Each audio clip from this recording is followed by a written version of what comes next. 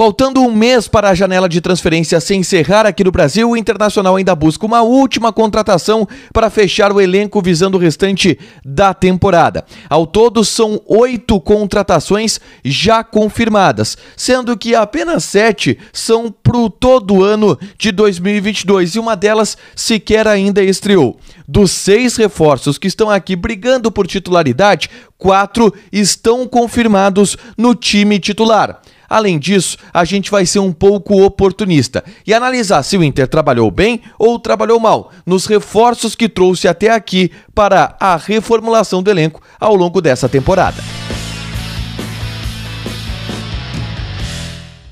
Tudo bem, gente? Obrigado pela participação aqui. Não esquece de deixar teu like, te inscrever, de ativar as notificações. Bora falar do Internacional aqui no A Dupla. E como eu falei, nesse vídeo a gente vai ser um pouco oportunista. Nesse vídeo nós vamos esmiuçar as 8 contratações que o Internacional fez até este momento na janela de transferências, para saber se o time trabalhou bem ou se o time trabalhou mal, se a direção do Internacional conseguiu reforçar o elenco ou se atuou mal no mercado de transferências. Eu tenho uma tese, vocês vão entender ela na sequência, tá?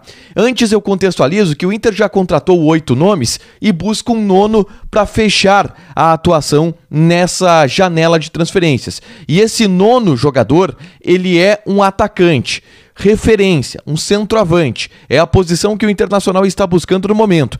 Pode ser um atacante que jogue também como centroavante, um atacante de lado que jogue como referência também, como por exemplo o Marrone. Pode ser, mas alguém que possa atuar centralizado no setor do ataque é esse o raio de busca do Internacional nesse momento no mercado de transferências, tá? Com isso, fechariam 9 contratações e aí sim o elenco estaria fechado para o restante da temporada. Antes desses 9, o Inter tem 8 reforços contratados, mas eu vou dividir eles aqui em algumas categorias, tá? Eu vou dar a lista: Lisiero, Gabriel, Bruno Gomes, Bustos, David, Wesley Moraes, Wanderson e D'Alessandro. 8 nomes que foram contratados pela direção. E aí eu já começo delimitando aqui o D'Alessandro em uma outra categoria. Porque o D'Alessandro não é exatamente de uma categoria para reforçar o elenco pensando em uma montagem de time para o restante da temporada.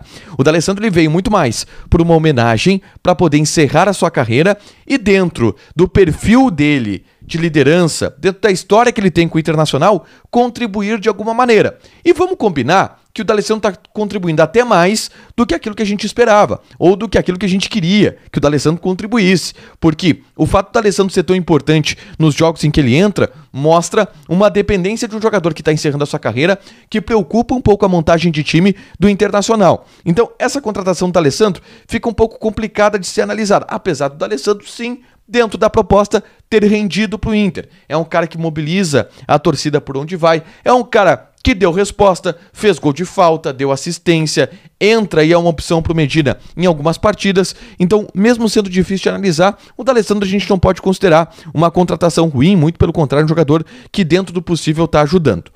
Outro atleta que a gente tem que colocar numa categoria diferente é o Wanderson, tá? O Wanderson foi anunciado, mas sequer apresentado foi ainda e só vai estrear ao longo do Campeonato Brasileiro, tá? Então a gente não sabe ainda como que vai jogar o Wanderson. Se é um cara que vai render, se é um cara que vai ser titular, se é um cara que vai se destacar, a gente não sabe. Qual é a análise que a gente tem do Wanderson até agora? Um jogador que veio com alto valor, o salário dele é alto, na casa dos 600 mil reais por mês, perto do teto salarial do Internacional, e um jogador que estava lá na Rússia, até tinha um bom futebol na Rússia, muito elogiado por lá, mas gera uma grande incerteza.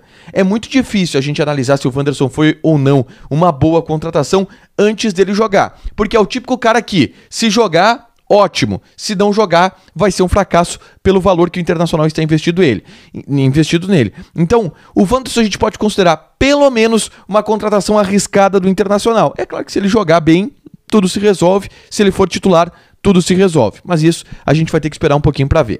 E aí a gente entra nos 6 jogadores que já foram apresentados, que já estão sendo ambientados e que estão brigando de alguma maneira por posição no time titular ou no elenco do Internacional. São 3 volantes, Lisiero, Gabriel e Bruno Gomes, um lateral direito, Fabrício Bustos, e 2 atacantes, David e Wesley Moraes. E eu começo pelos volantes.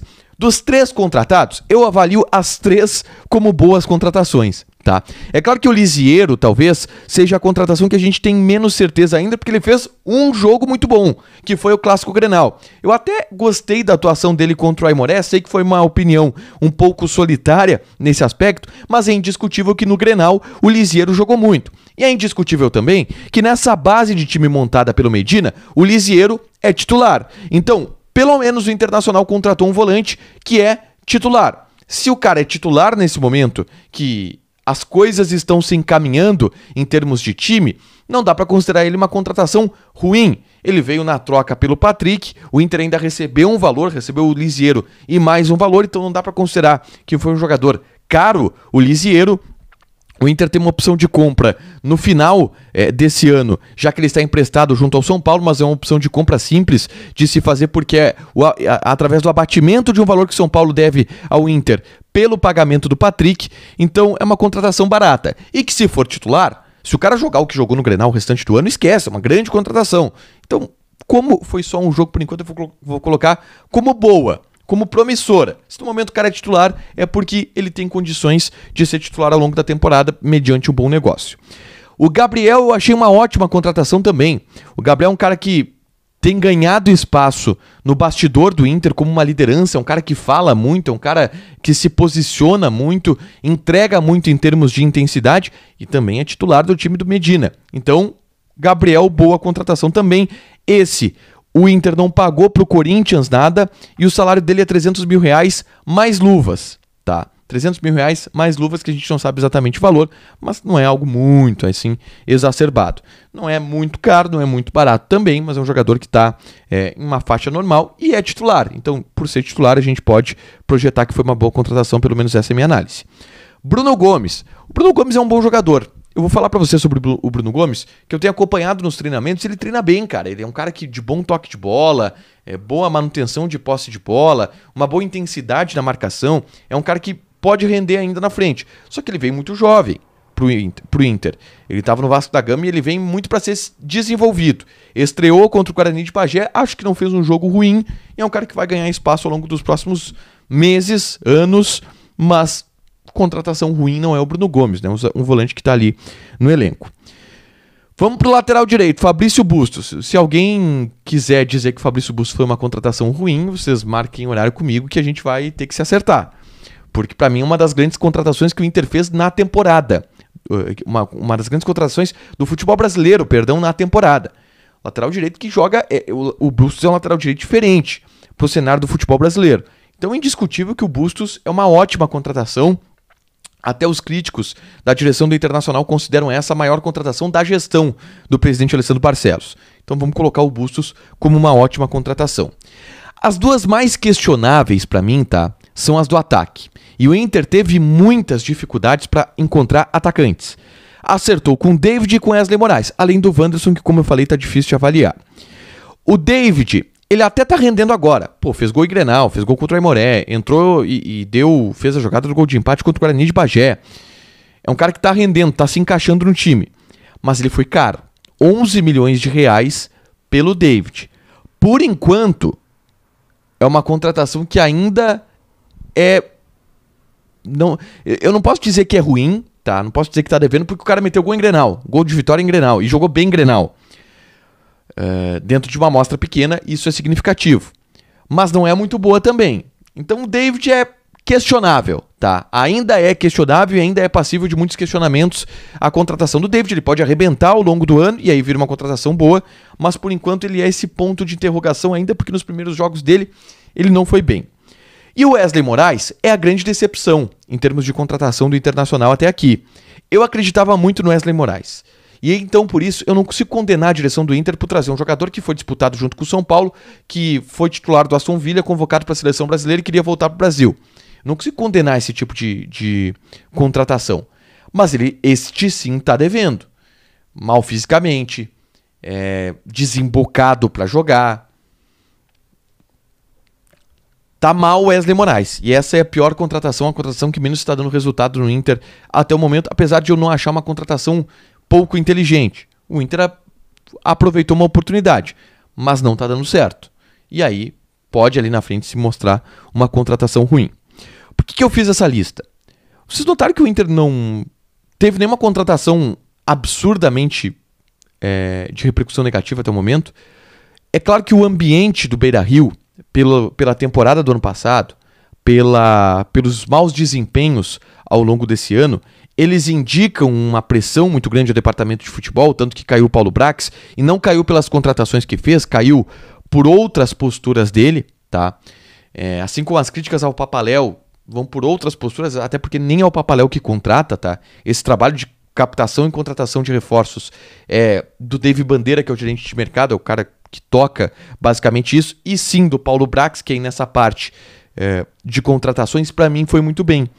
O Inter vai fechar, dependendo do centroavante que contratar, com 9 contratações, sendo que pelo menos 4 dessas são titulares absolutas: Lisiero, Gabriel, Bustos e David. Se o Wanderson for titular, tu aumenta isso. Se o centroavante for um cara que ajuda, aumenta isso. Então, dentro de tudo que está sendo ruim no Inter ao longo dessas últimas temporadas, essa janela está se fechando como uma janela onde o Inter está errando pouco nas contratações. Errou muito nas falhas de contratações, tá? No caso, jogadores que a direção do Inter tentou contratar e não conseguiu pelas mais diversas falhas. E aí isso obviamente gera uma frustração, como o Nicão, como o Brian Rodrigues, como o Ezequiel Barco, como o Marrone, jogadores em que o Inter ameaçou contratar, teve algum tipo de repercussão negativa, seja pelo fato do Inter perder a concorrência, seja pelo fato do Internacional desistir do jogador, seja pelo fato das condições do negócio, no fim das contas, não serem atrativas para o Internacional. Mas o Inter teve muitos jogadores que tentou contratar e acabou não contratando. Felipe Melo, por exemplo, que foi o primeiro que abriu essa temporada. E claro que todos esses movimentos que acabam não resultando em contratação geram um tipo de desgaste e geram um tipo até de imagem de que o time não está bem na janela de transferências. Vocês sabem que eu sou o crítico do departamento de futebol do Internacional. Vocês sabem que eu sou o crítico da gestão atual do Internacional, que não está indo bem. Mas fiz esse balanço para tentar explicar que talvez não tenha sido tão ruim o movimento do Inter na janela de transferências. 8 contratações, 4 titulares, um jogador que é o D'Alessandro, que deu muito certo para a proposta, um Wanderson que pode chegar e ser titular, os 2 reservas, um decepcionou, o outro já veio contratado para ser reserva. Então acho que vale a pena esse tipo de análise, tá? Ainda hoje tem mais conteúdo aqui no canal, tu deixa o teu like, te inscreve e ativa as notificações. Fechado? Beijo!